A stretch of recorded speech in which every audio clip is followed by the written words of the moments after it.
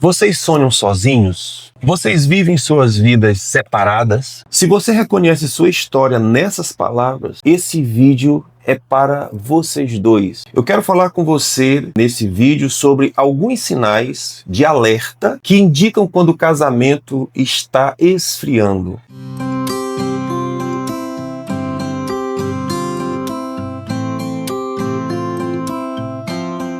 Existem alguns sinais que eles são gritantes. O primeiro sinal que eu quero mencionar se refere à falha na comunicação do casal. O primeiro sinal de que o casal está esfriando é quando as conversas dos dois são conversas superficiais. São conversas limitadas apenas a tarefas do dia a dia. Sobre filhos, sobre finanças, sobre conta da luz, conta da água. Mas não existe nenhum tipo de conversa profunda. O silêncio começa a se prolongar entre o casal e quando eles retomam algum tipo de diálogo é apenas para discutir questões do dia a dia. A comunicação fluindo normalmente indica que há saúde naquele relacionamento. Uma outra questão que indica quando o casamento está esfriando, a relação entre os dois está esfriando, é quando existem discussões que nunca se chega a uma solução. Aquela discussão que ela é recorrente sobre o mesmo tema, que o casal nunca consegue equacionar, nunca consegue resolver, e aquilo vai sempre ficando debaixo do tapete, aquilo sempre fica como uma ferida aberta que quando machucado sempre volta a doer novamente. Quando os problemas não encontram resolução, as discussões são frequentes, a relação está enfrentando problema. E com todas essas questões, nós vamos entrar no que nós chamamos de um abismo emocional. As emoções do casal vai se formando uma cratera entre eles e cada um vai ficando para um lado e o outro vai ficando para o outro.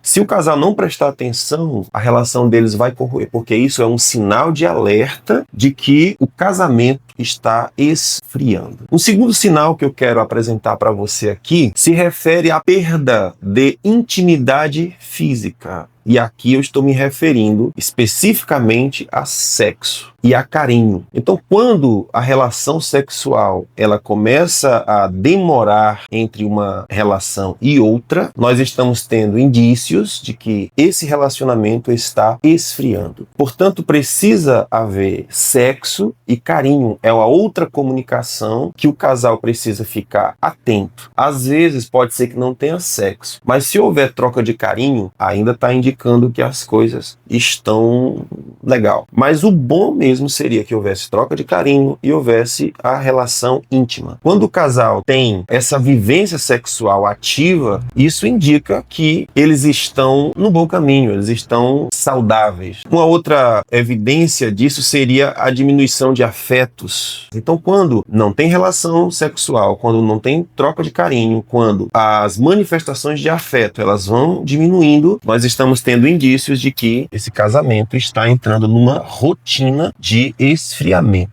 Outro aspecto que eu queria colocar aqui é sobre rotinas individualizadas. É quando o casal, eles planejam a rotina deles todos os dias, mas essa rotina só inclui não há o outro. Então, por exemplo, é o marido que saiu para trabalhar, quando chega, vai sair com os colegas, vai jogar futebol, vai para academia, vai para isso, vai para aquilo, chega para dormir, amanhã acorda de novo, vai para o trabalho. Rotinas que individualizou. Então, vamos imaginar a outra rotina, a rotina da mulher. A mulher passou o dia em casa, supondo que ela não trabalha fora, porque se trabalha fora aí nós temos mais um agravante, porque a carga dela se torna uma carga de trabalho bem mais desafiadora. Então, imagina que essa mulher chegou ao final do dia, chegou à noite, foi para a igreja, voltou e o marido foi para o futebol, foi para os amigos, foi para isso, foi para aquilo. Então, veja, cada um tem uma rotina individualizada. Qual seria o interessante? Seria que as rotinas, elas fossem planejadas para que os dois fizessem juntos, porque nós precisamos ter vínculos no nosso dia a dia. Então, somando todas essas coisas, o que você vai ter na somatória de tudo isso é a falta da conexão diária entre marido e mulher. E isso é sinal, isso é evidência de que o casamento está esfriando. E a gente precisa prestar atenção nesses sinais de alerta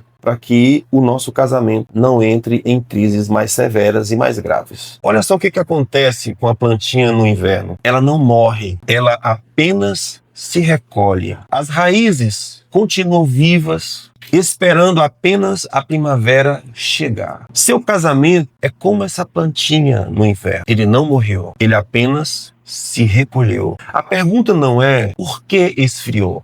A pergunta é como podemos despertar aquilo que ainda está vivo. Deus é especialista em ressurreição, inclusive a do amor que vocês pensaram que tinha acabado. Existem alguns caminhos que vão trazer a vida de volta para o seu casamento. O primeiro, eu quero que você reconheça a dor e eu quero que você pratique a humildade. Admita erros, porque isso abrirá espaço para que haja cura. Isso, como um primeiro passo, vai ser essencial. Quero que você se lembre do que a Bíblia Sagrada diz em Tiago, capítulo 5, versículo 16. Confessai as vossas culpas uns aos outros e orai uns pelos outros para que sejais curados. Ora, para a gente confessar culpas, para a gente confessar nossas frustrações, todas essas coisas são difíceis. Mas se nós não tirarmos a roupa do orgulho, se nós não tirarmos essas nossas características que nos impede de abrir-se, nós nunca vamos encontrar caminhos de restauração e cura. Nós vamos estar vivendo todos os dias na nossa relação, mas tem espinho por dentro porque nós não tratamos aquilo que de verdade está nos incomodando e está aumentando o abismo de comunicação entre nós. Então, Tiago 5,16, ele nos instrui a confessar e depois ore uns pelos outros, para que sejais curados. O segundo caminho de volta que eu quero indicar para você tem a ver sobre você reaprender a dialogar. O diálogo inteligente. Evite silêncio ou brigas agressivas.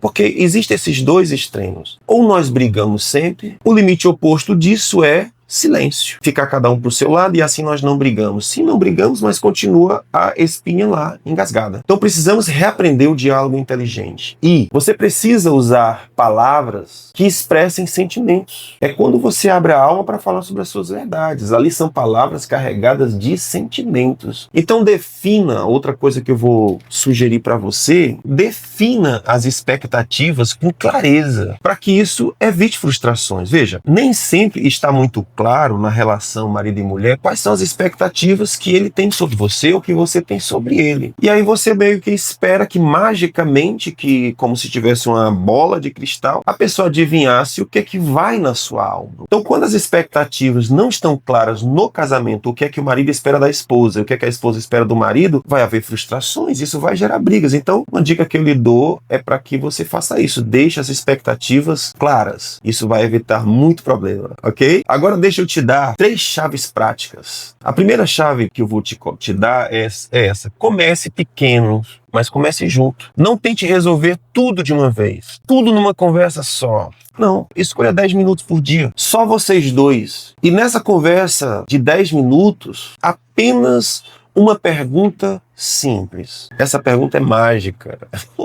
E a pergunta é: como foi seu dia? Você pode até olhar e dizer: caraca, que bobagem isso. Mas essa pergunta revela tanta coisa. Revela, por exemplo, que você se importa. A segunda chave que eu quero te dar: vocês precisam orar juntos. Essa oração não precisa ser aquela oração do mistério de Jeová. Não, não é essa. Pode ser só uma oração simples como essa: Senhor, obrigado por mais um dia com a minha esposa. Obrigado por mais um dia com meu esposo. Oração simples, mas um olhando para o outro, segurando na mão do outro, junto, talvez antes de dormir, não sei que hora. Mas o detalhe é que quando nós oramos juntos, nós lembramos que existe um terceiro coração na nossa relação. Existe um terceiro coração nessa história, que é o coração de Deus. A terceira chave que eu quero te dar é que você deve tocar um ao outro de propósito. Por exemplo, eu gosto muito daquela ideia de uma encostadinha. Eu acho maravilhoso. Um beijinho no cangote, talvez um beijinho na testa, na bochecha, não sei. Um abraço de 20 segundos. Não é aquele abraço como quem tá pegando fogo. É um abraço ali, demora um pouquinho, um abraço gostoso, sentir a pele, o corpo um do outro. Deus nos criou para o toque, não foi para distanciamento. Então, escute bem o que eu vou lhe dizer. Não existe casamento perfeito, mas existe casamento saudável. Vocês escolheram um ao outro uma vez. Podem escolher de novo. Podem escolher de novo e pode escolher de novo. E quantas vezes forem preciso, você vai escolher o seu amor de novo. O amor maduro, ele não é aquele que nunca esfria.